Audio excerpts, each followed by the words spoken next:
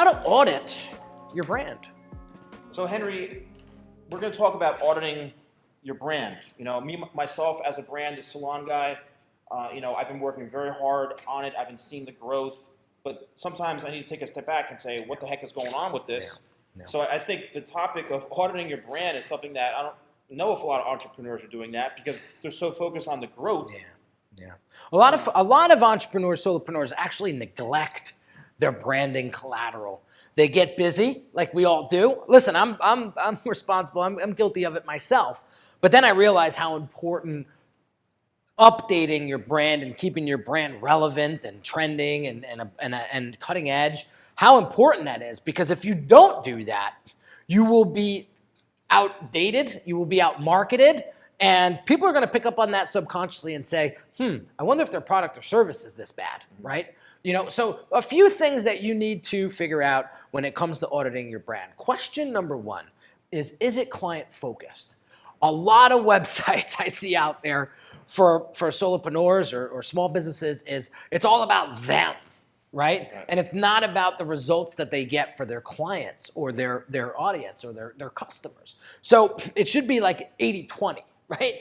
80% of showcasing how you transform people's lives and 20% about who you are and why you do it. So, which leads me to the next question that you need to ask yourself. Question number 2 is, does your brand collateral, whether it's your website, sales funnel, social media accounts, anything like that, does it answer these questions? Who you are, what you do, why you do it, and how you do it, right? And what is the end desired result that you bring to them, aka your audience, aka your customer? So many people forget to answer these questions, and they're not getting the best bang out of their buck, out of their branding materials because of it. So you have to answer those questions in order to have a real impactful brand and have a website that's going to convert visitors to paying customers. It's amazing. And the other thing that I was just listening to a podcast from Entrepreneur Magazine, and he was talking about Jason Pfeiffer. Big shout out to Jason Pfeiffer. He was on the Brand Doctor podcast not too long ago. He was explaining how only 4% of solopreneurs actually have websites that represent themselves. What? 4%. This is 2019, what are guys. They using? Social media accounts. Like I had somebody the other day. I had him on my podcast, and I said, "Where can people learn more about you?" I'm thinking he's going to ramble off a URL or a website, right? He goes, "I'll just go to my LinkedIn." And I was like, "Dude, where's your website? It's 2019, dude."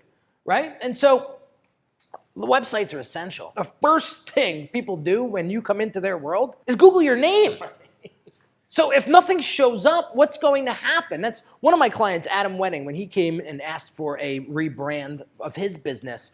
He said, the biggest problem I have right now is when you Google my name, some wonky photo from 2003 shows up back in my MLM days, and it's all fuzzy and pixelated. And here's the guy doing 7 figures a month with his business. And that's the representation that he had online. So he came on board the Brand Accelerator program, and we really, really leveled everything up. We walked him through his photo shoot. We got him a website. We got him a funnel. We got him a logo. We got him a social media presence that really, really showcased his true value. Did it help him though? Oh, tremendously. If he's already doing that well to begin with. Yeah. Well, it just polished things up, and what he was able to do is actually charge more. Oh, wow. Right, for his product or service. One, because he had the confidence behind it, right? And people were willing, ready, and able to pay because they saw what he put into his business. See, people pick up on these things subconsciously, right? Mm-hmm. When you see a well-polished brand, people are going to say, that person really pays attention to detail. You do it all the time. You just don't realize it, right, as you're going through the process. Last but not least, guys, here's one of the biggest things that I see solopreneurs doing wrong is they let the brand collateral expire, if you will, and their website, their presence online does not truly represent their value. I see it all the time. There's a consultant out there, a speaker, a thought leader that is tremendous at what they do. Been in the game 20, 30 years, well-respected. You go to their website, and it looks like it was done in 2003, right? It is awful. And they want to know why they're not getting the results that they're getting in 2019 and beyond. It's because they haven't paid attention to leveling everything up. You know what happens? Their business explodes, but their branding doesn't catch up to itself. And that's a huge problem. So you want to make sure that as your business grows, your brand collateral and your branding, your messaging, the feeling that you're putting out there into the universe is keeping up with it. When you're auditing your brand, a couple of things. How do you know if you're destined for just, it's not going in the right direction? I mean, is it, because that's something. Ready? Your profits. Okay. Your profits. Shut everything down. Shut everything down, everyone. We're closing. Your profits. You know, if you're not rendering the profits and the revenues that you want, right, that you feel that you deserve, I would believe that it is a branding issue because your audience isn't resonating with you. And why is that? Maybe your messaging is off. Maybe your look and feel is off, right? So you really got to pay attention. You get 10 seconds these days to make that impression upon a new visitor that comes to your website or meets you for the first time. And if you don't have your best foot forward, that feeling will always stay in them forever.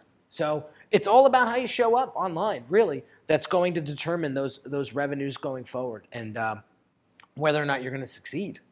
Somebody years ago told me, you are a true representation of your brand. You as the person, right? And then another thing I learned, somebody said, you know, what is a brand? When you strip away the product or service, what are you left with?